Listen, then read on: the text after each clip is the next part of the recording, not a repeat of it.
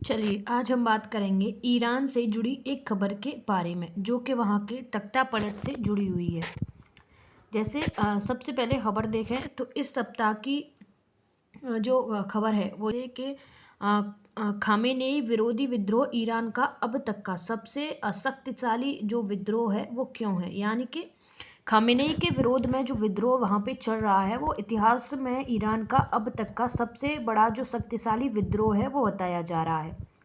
Iran में अशांति फैली हुई है। 2 सप्ताह से विरोध प्रदर्शन जारी है।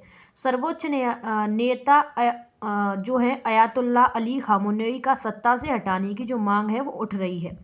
क्या यह शासन का अंत हो सकता है? हमारी जो न्यूज़ है इसमें हम जो है कवर करेंगे। तो खामेनेई कौन है और इनके जो कारण हैं विद्रोह के वो क्या हैं वो देखें। तो सबसे पहले जो खबर है और ये विद्रोह अब तक का सबसे शक्तिशाली विद्रोह क्यों है इसे देखें। तो खामेनेई विरोधी विद्रोह ईरान का अब तक का सबसे शक्तिशाली जो विद्रोह है वो क्यों है।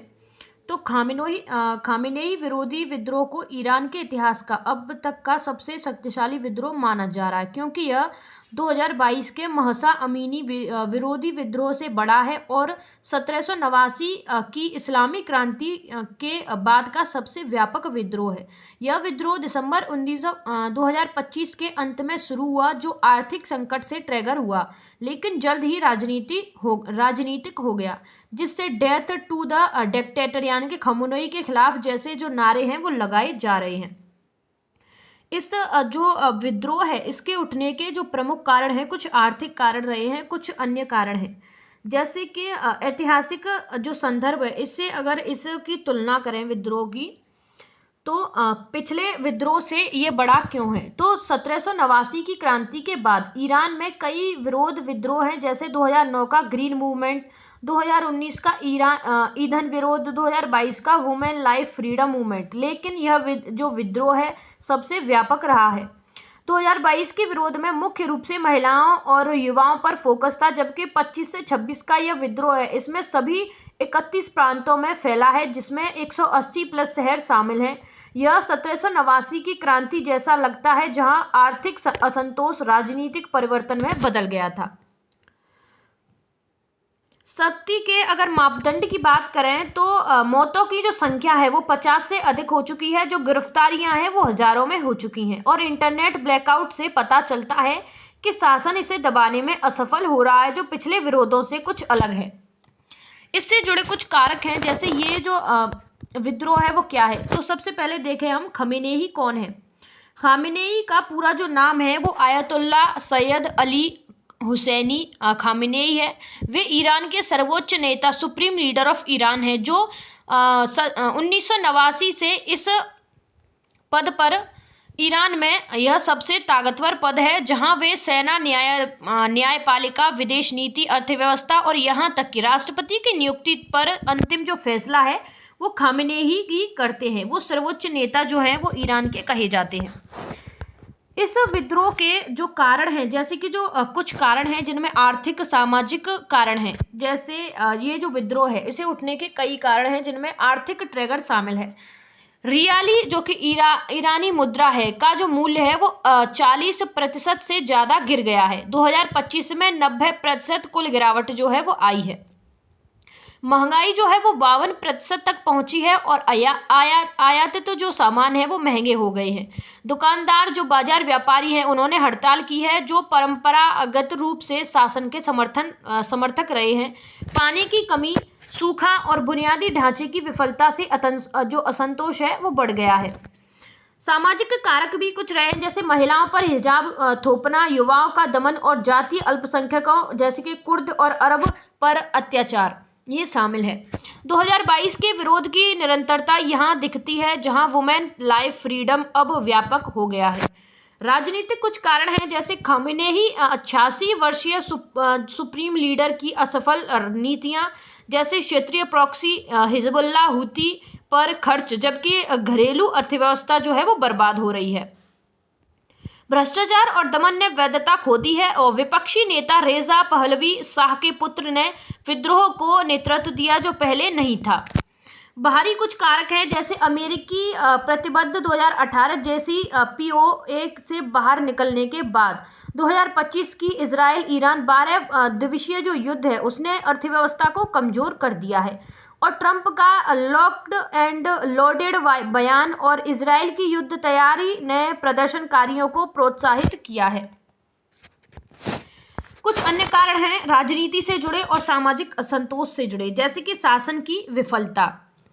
कुछ अन्य जो राजनीतिक कारण हैं और कुछ सामाजिक कारण हैं जिनमें सामाजिक जो विफलता है, असंतोष है, वो शामिल है। जैसे कि खामेनेई जो है वो 86 वर्ष की 47 साल पुरानी व्यवस्था पर भ्रष्टाचार, दमन और प्राथमिकता सुरक्षा, प्रॉक्सी पर खर्च का आरोप इन पर लग चुका है। राष्ट्रपति जो है वो चुनाव में सुधार का जो दावा है वो कर रहे हैं। पेजेकियन 2024 राष्ट्रपति जो है वो फैल रहा है और इंटरनेट सेंसरशिप, पानी बिजली कटौती जो है वो जारी है। यानी कि इंटरनेट में सेंसरशिप और जो पानी की और जो बिजली की जो कटौती है वो ईरान में जारी है।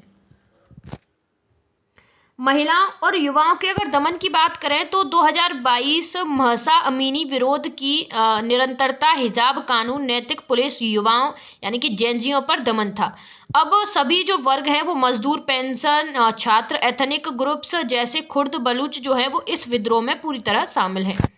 नारे और मांगों की बात करें तो शुरू में जो आर्थिक महंगाई रोके, लेकिन जल्दी death to Khamenei, death to the dictator, not Gaza not Lebanon, my life for Iran, proxy युद्ध पर खर्च का विरोध, Pahlavi will return, long live the Shah हो गए। ये सारे जो नारे हैं वो अभी विद्रोह में दिए जा रहे हैं, यह शासन परिवर्तन की मांग के लिए किए जा रहे हैं। ये सभी जो नारे हैं वो शासन की परिवर्तन के लिए मांगे जो है वो की जा रही हैं। कुछ क्षेत्रीय और बाहरी कारक भी रह चुके हैं जैसे कि जो विद्रोह हुआ है इससे जुड़े कुछ क्षेत्रीय और जो बाहरी कारक हैं, जैसे 2025 का इजरायली ईरानी 12 वर्षीय युद्ध। जून 2025 में इजराइल और यूएस ने ईरान के न्यूक्लियर साइट्स पर हमले किए जो अर्थव्यवस्था को और कमजोर किया। यूएन स्नैप बैंक सैंक्शंस सितंबर 2025 ने तेल निर्यात और एक्सेट जो फीस है वो फ्रीज किए। प्रॉक्सी नेटवर्क के पतन की बात करें तो असद का पतन, सीरिया, हिजबुल्लाह, हुती, हमास कमजोर हुए और ईरान के फंड प्रॉक्सी पर खर्च होने से घरेलू अर्थव्यवस्था प्रभावित हुई। और नारे जैसे कि नॉट गाजा इसी का विरोध किया जा रहा है। अंतर्राष्ट्रीय दबाव की बात करें तो यूएस सैंक्शंस, ट्रंप की मैक्सिमम प्रेशर, वेनेजुएला से तेल ट्रेड प्रभावित जो है वो हो रहा है। रूस चीन से साझेदारी फेल हो रही है। कुछ अब इससे आगे के कुछ पॉइंट हैं, जैसे कि विद्रोह की जो विशेषता है वो इसे और भी शक्तिशाली बनाती है। यानी कि ये जो विद्रोह है इसकी जो विशेषता है इसे और व्यापक बनाती हैं। कैसी विशेषता? जैसे कि व्यापक भागीदारी, युवा, महिलाएं, व्यापारी, मजदूर, यहाँ तक कि अल्पसंख्यक कुर्द और अरब भी इसमें शामिल जो है वो पूरी तरह से हो रहे हैं। बाजार व्यापारियों का शामिल होना नया है जो शासन की आर्थिक आधार को हिलाता है। नेतृत्व और संगठन की बात करें तो रेजा पहलवी का वीडियो संदेश जो है वो 8 बजे जो है वो प्रदर्शन का आह्वान उन्होंने किया है। उन्होंने संदेश ने इसे संगठित जो है विद्रोह को और किया है और विद्रोही शहरों में सामान्य हड़ताल, बैंक जलाना और शासन मुक्त इलाके जो है वो बनाना चाहते हैं। प्रौद्योगिकी और दमन के जो कारण हैं उनको देखें तो इंटरनेट ब्लैकआउट के बावजूद स्टारलिंक और सोशल मीडिया से समन्वय, शासन ने विदेशी प्रॉक्सी जैसे कि लेबनान, मलेशिया तैनात किए जो इसकी कमजोरी दिखाता है। कुछ राजनीतिक मांगे हैं जैसे कि सिर्फ आर्थिक राहत नहीं बल्कि शासन परिवर्तन और राजशाही की वापसी वो चाहते हैं और पहलवी का 100 डे प्लान और सैन्य विद्रोह जो है वो चाहते हैं। कुछ अन्य जैसे प्रभाव और जो निहितार्थ हैं इससे जुड़े उनको देखें तो कुछ घरेलू प्रभाव हैं, कुछ क्षेत्रीय प्रभाव हैं और कुछ वैश्विक स्तरीय प्रभाव हैं। घरेलू प्रभाव जो है उनको देखें तो आर्थिक संकट जो है वो गहरा रहा है, जैसे कि रियाली 1.4 से 1.5 मिलियन प्रति यूएसडी तक गिर चुका है। महंगाई जो है वो 42 से 52% प्लस, खाद्य पदार्थ पर 70 प्लस जो महंगाई है वो हो चुकी है। बाजार जो है वो हड़तालों से अर्थव्यवस्था जो है वो ठप हो चुकी है। बैंक रन और व्यापार उद्योग जो है वो बंद हो चुके हैं। सरकार ने नए सेंट्रल बैंक गवर्नर नियुक्त किए हैं, लेकिन राहत नहीं मिली है और स्ट्राइक से तेल ऊर्जा जो उत्पादन है वो प्रभावित हो रहे हैं। सामाजिक अस्थिरता की बात करें तो युवा जैसे कि जो जेंजी हैं और जो महिलाएं हैं, छात्र हैं, पेंशनर हैं, एथनिक ग्रुप्स हैं, वो एकजुट हो चुके हैं और अस्पतालों में गोली गले लगे घायल भरे पड़े हैं। जबरन कबूलनामे बच्चे जो हैं वो मारे गए हैं। इंटरनेट ब्लैकआउट से संचार, मेडिकल, बैंकिंग प्रभावित हो रहे हैं, लेकिन स्टार लिंक से वीडियो लीक जो है वो हो रहे हैं। राजनीतिक कमजोरी की बात करें तो खामेनेई 86 वर्ष की वैधता जो है वो खत्म IRGC सुरक्षा बलों में डिफेक्शन अफवाहें जो हैं वो फैल रही हैं। विदेशी मिलिशिया इराकी सिया 800 तैनात हैं, जो कमजोरी दिखाता है। और रेजा पहलवी का जो कॉल है, उसने जो प्रदर्शन है उसको और भी संगठित कर दिया है। संभावना जो है वो जताई जा रही है कि शासन का जो पतन है या दमन जो है वो हो सकता है, जैसे कि 2022 में हुआ था और 2089 में शासन जो है वो पतन जो है वो हुआ था, लेकिन अब ज़्यादा जो व्यापक है वो दिख रहा है। मानवाधिकारों की बात करें तो UN और एमनेस्टी ने जांच की मांग की है और मौत जो है वो लगातार हो रही हैं और जो गिरफ्तारियां हैं वो बढ़ रही हैं।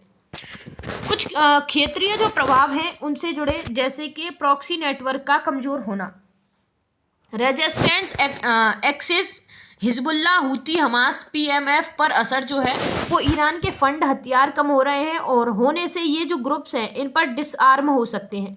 असद का जो पतन है वो पहले ही कमज़ोर कर चुका है, लेकिन लेबनान, यमन में स्थिरता बढ़ सकती है।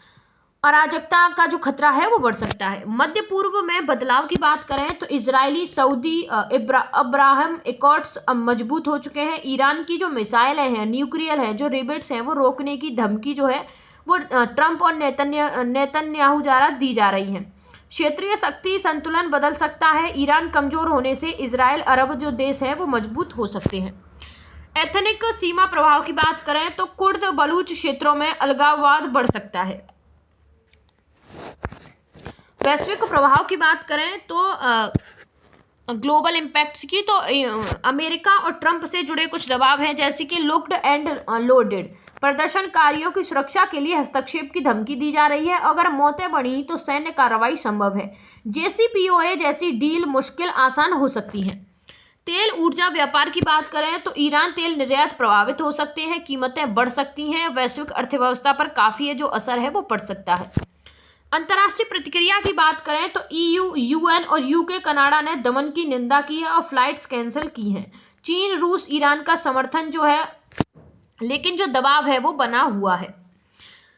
भारत के लिए इसकी बात करें तो तेल कीमतें बढ़ने से जो इम्पैक्ट है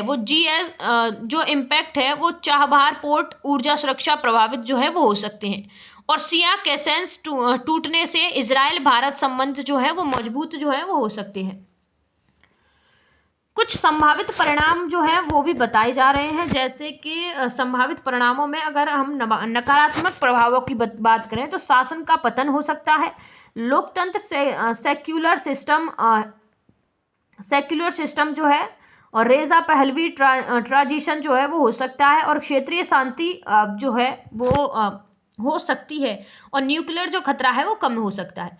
नकारात्मकता की बात करें तो जो मौतें हैं और जो दमन है वो ज़्यादा बढ़ रहा है, दमन से ज़्यादा मौतें हो रही हैं, सिविल वॉर जो है वो शुरू होने में है और अराजकता जो है वो बढ़ रही है, जैसे कि लीबिया जैसा जो हाल है वो हो सकता है। धन्यवाद।